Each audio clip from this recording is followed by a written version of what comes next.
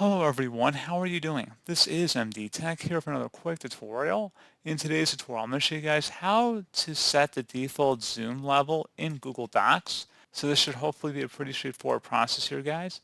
And without further ado, let's go ahead and jump right into it. So all you have to do is go up to the top right corner of your browser and select the menu icon. And then where it says zoom, you can click the plus sign to zoom in or zoom out, either clicking the plus or the minus sign.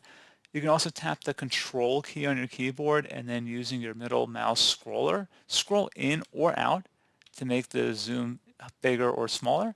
And then if you were to close out of Google Docs and you were to reopen it, it should take you back to the same zoom level that you were previously under.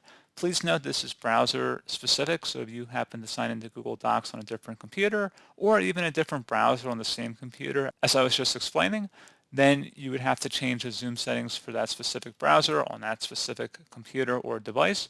But pretty straightforward process, guys. Do hope I was able to help you out, and I do look forward to catching you all in the next tutorial. Goodbye.